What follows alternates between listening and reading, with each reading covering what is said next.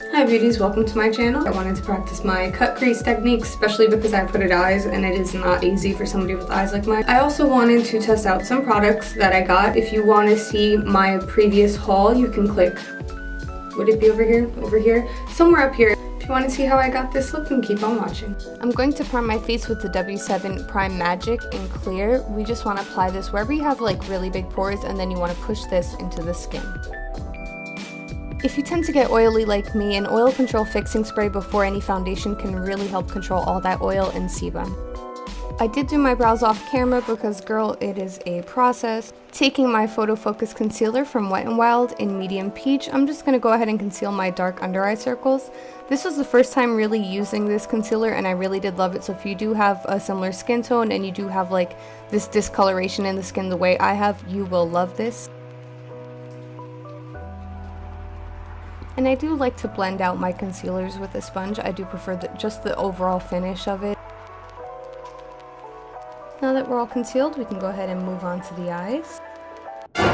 Taking this bronzer from Makeup Revolution and then this brown shade from the MUA matte palette, I'm just going to go ahead and just start defining my crease. But the thing is, I do want to exaggerate this, and you don't have to worry about being too precise, because we are cutting the crease, but you do want to build up that color and that pigment, especially if you have hooded eyes.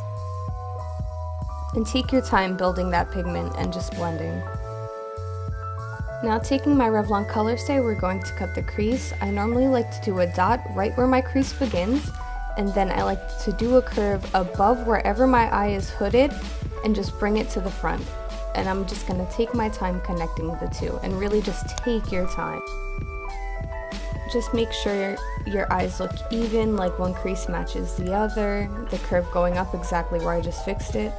And just make sure you're using little product and just don't get frustrated. I literally took 4 hours to do this, and I just had to speed a lot of certain parts of the video up just so we wouldn't be here forever.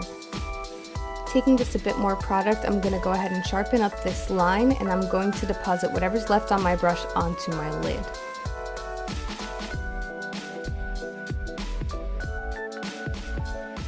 It's really easy to go overboard with the amount of product. Not even adding that much, I did go a bit overboard, and what happens is it leads to creasing, as you can see in my other eye, the left eye.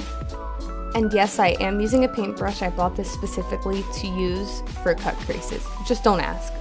We're about ready to set this bad boy. I'm going to take the yellow shade from the MUA matte palette, and I'm just going to load my lid up. I really do want to prevent creasing, honestly, but I already know it's going to crease because I did apply way too much concealer, but I'm just trying my best here.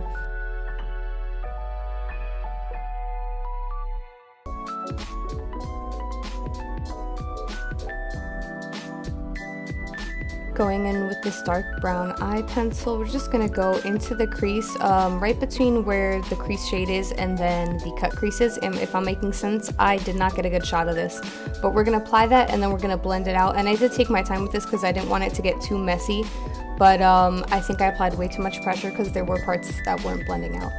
We're going to apply the same pencil to our waterline, and I just want to get it really nice and just clean. And we're going to apply to the outer V because we are going to blend this out to have a nice smoky liner action going on. Smoky liner is actually the best option for hooded lids, and I'm just going to blend this out with that same matte brown shade that we used from the Makeup Academy matte palette. It's the same one that we put in our crease. Now we're going to take this moment to do any touch-ups or any changes that we want to do to the eye, and this is going to be before we apply mascara. Taking my upside down Kiko Cosmetics Luxurious Lashes Mascara, I'm just going to coat my lashes 1 or 2 times. This is what we're looking like so far. Is it perfect? No, but I'm not mad at it. Onto the skin, I'm going to take my Maybelline Fit Me Matte and Poreless in 230 and 250. Just like to mix them together and then apply them with a stippling brush onto the skin. This is my favorite way of actually applying the foundation onto the skin without taking away any coverage from the formula.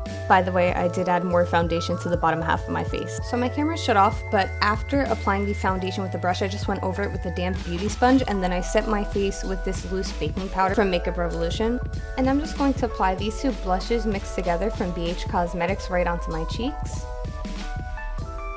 Taking that same matte brown shade, we're going to apply that on the outer 2/3 of the lower lash line, and then we're going to take the same yellow shade and we're just going to put that on the inner 1/3. Now taking this MUA Heaven and Earth Shimmer palette, we're taking this shade right here and we're just going to pop that onto the inner corners of the eyes.